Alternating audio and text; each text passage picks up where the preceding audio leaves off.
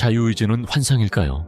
만약 그렇다면 우리는 왜 매 순간 선택하고 있다고 느낄까요? 놀랍게도 자유의지가 환상이라 해도 아무 문제는 없습니다.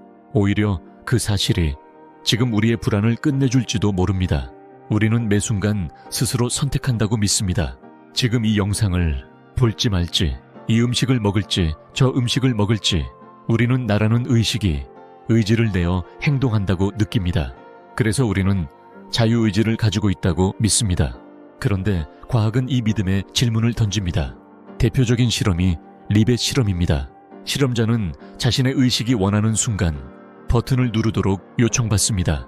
그런데 뇌파를 관측해보니 실험자가 버튼을 누르겠다고 의식적으로 느끼기 약 0.3초에서 0.5초 전에 이미 뇌에서는 그 결정을 나타내는 신호가 나타납니다.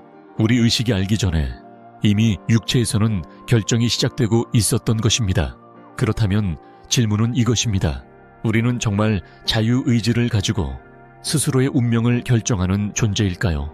아니면 우리의 선택과 운명은 이미 다른 무엇에 의해 정해져 있는 것일까요? 이 질문은 인류가 아주 오래전부터 반복해온 질문입니다. 결론부터 말하겠습니다. 우리의 운명은 결정되어 있지만 동시에 우리는 자유의지를 체험합니다. 먼저 운명에 대해 이야기해보겠습니다. 우리의 운명은 곧 체험입니다. 체험이란 분리구예요. 하나하나 아니라니까.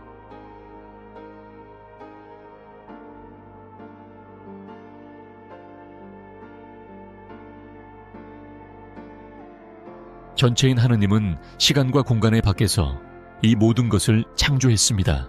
여기서 하느님은 특정 종교가 아닌 모든 존재의 통합된 전제성을 의미합니다. 하느님은 전체의 관점에서 모든 시간과 모든 공간을 한 번에 보고 만든 것입니다.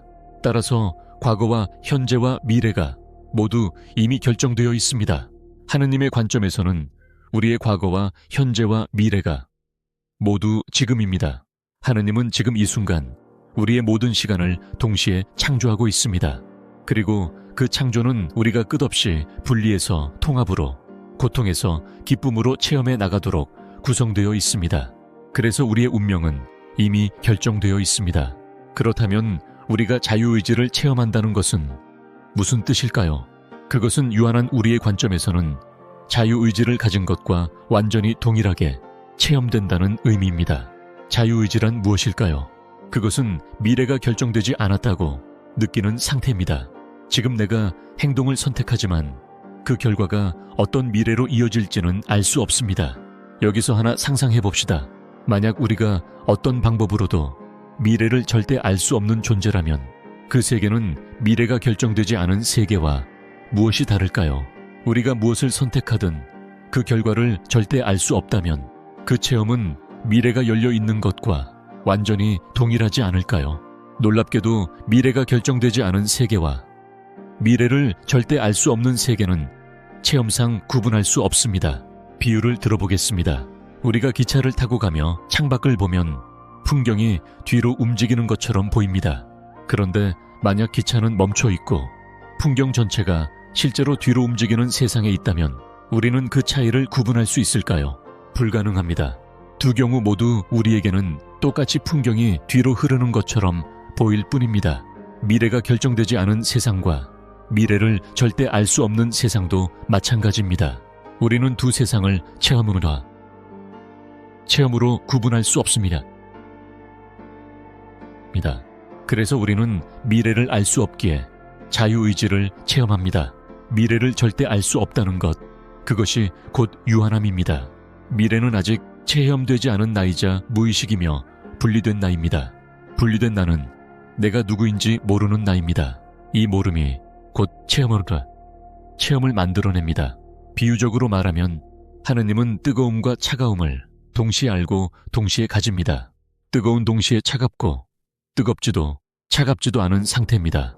하지만 우리는 뜨거울 때 차가움을 모르고 차가울 때 뜨거움을 모릅니다. 그래서 체험이 생깁니다.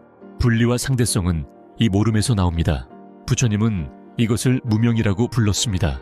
모름이 세상을 만들고 체험을 만듭니다. 그리고 이 모름이 자유의지의 체험을 만들어냅니다.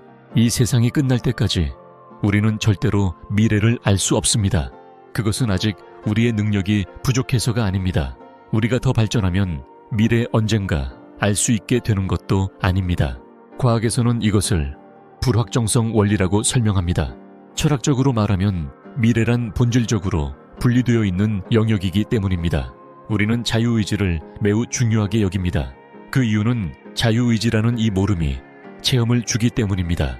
모름이라는 물질이 너와 나를 나누고 다른 존재로 만들어주고 삶을 경험하게 합니다. 만약 모름과 물질이 없다면 너와 나의 구분도 없고 나라는 체험도 없습니다. 하지만 이 모름은 우리를 긴장하게 만듭니다.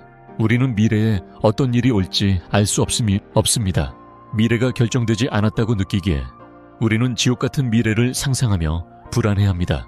그래서 우리는 끊임없이 걱정하고 생각하며 긴장 속에 살아갑니다. 이제 우리는 관점을 바꿀 필요가 있습니다. 사실을 바꾸는 것이 아니라 관점을 바꾸는 것입니다. 전체의 관점, 하느님의 관점을 이해하는 것입니다. 그래서 예수님은 이렇게 말했습니다. 무엇을 먹을까, 무엇을 마실까, 무엇을 입을까 염려하지 말라. 너희 하늘 아버지께서 이 모든 것이 너희에게 있어야 할 줄을 아신다. 그러므로 너희는 먼저 그의 나라와 그의 의를 구하라. 만약 미래가 정말로 결정되지 않았다면 예수님은 이런 말을 할 수 없었을 것입니다. 예수님은 우리의 운명이 이미 전체 안에서 완성되어 있다는 것을 알았기에 미래를 걱정하지 말고 하느님의 의, 곧 하느님의 관점을 이해하라고 한 것입니다. 그리고 이 알문 우리를 나태하게 만들지 않습니다. 그 알 속에서도 우리는 여전히 욕망을 가지고 체험하며 살아갑니다. 다만 욕망은 전체성에 대한 알 속에서 더 균형 잡히고 정제될 뿐입니다. 그래서 우리의 운명은 끝없이 더 하나가 되는 방향으로 이미 결정되어 있습니다. 그리고 그 결정된 운명 속에서 우리는 끝까지 자유의지를 가진 것처럼 체험하며 살아가게 될 것입니다. 그래서 우리는 선택하는 자가 아니라 체험하는 자입니다.